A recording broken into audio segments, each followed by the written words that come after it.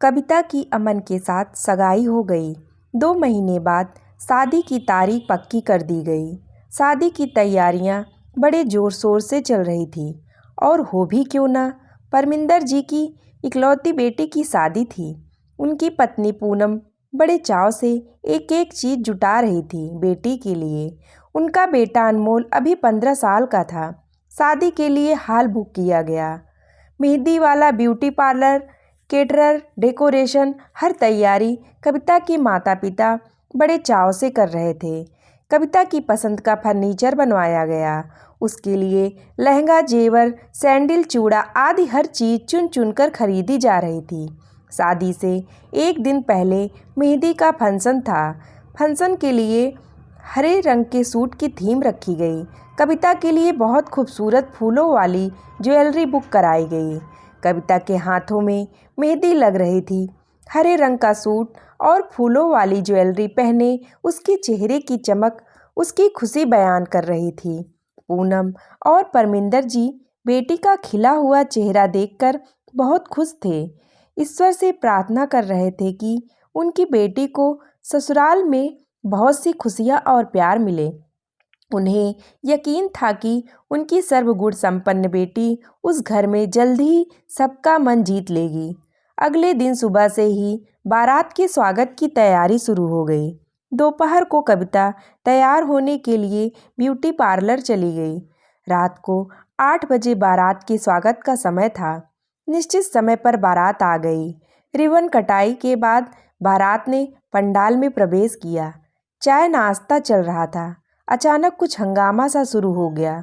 परमिंदर जी और उनका छोटा भाई रविंदर दोनों जल्दी से दूल्हे के पास पहुंचे तो देखा कि दूल्हा जोर जोर से चिल्लाकर बोल रहा था।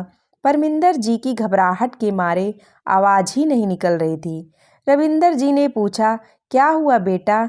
तो दूल्हा बड़ी बदतमीजी से बोला, मेरा 20,000 रुपये का फ़ोन किसी ने चुरा लिया है।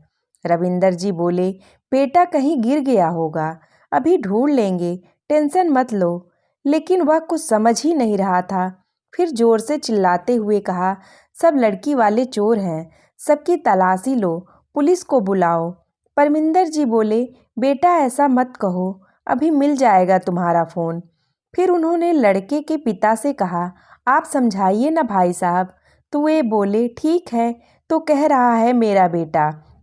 सब लोग फ़ोन ढूंढने में लगे थे पर फ़ोन नहीं मिला। परमिंदर जी ने दूल्हे से कहा, सुबह मार्केट खुलते ही तुम्हें नया फ़ोन ले देंगे।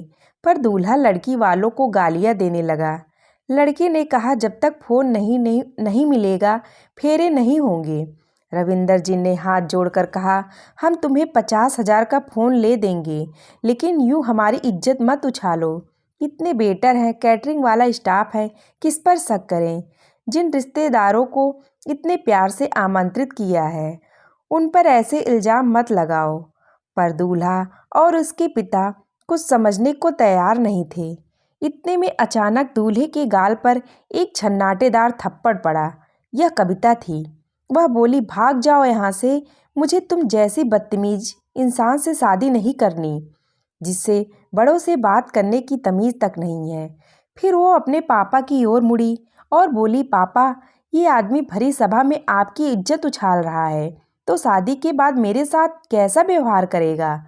चाचा जी, मुझे अपने परिवार की इज्जत बहुत प्यारी है, इसे धक्के मार कर निकालिए यहाँ से, मुझे नहीं शादी करनी। फिर क्या था, सबने मिलकर बारात को भगा दिया। परमिंदर जी और पूनम जी रो रहे थे। तभी उसके चाचा मुस्कुरा कर बोले, भैया भाभी, आप लोग रोना बंद कीजिए, हमें तो गर्व होना चाहिए अपनी बेटी पर। आज अगर ये हिम्मत न दिखाती तो पता नहीं शादी के बाद क्या क्या झेलना पड़ता इसे।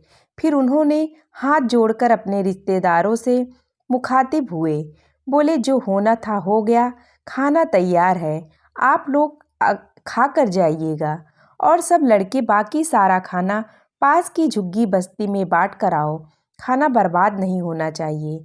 दोस्तों, अगर आपको हमारी कहानी पसंद आई हो तो हमारे चैनल को लाइक एंड सब्सक्राइब ज़रूर करिएगा।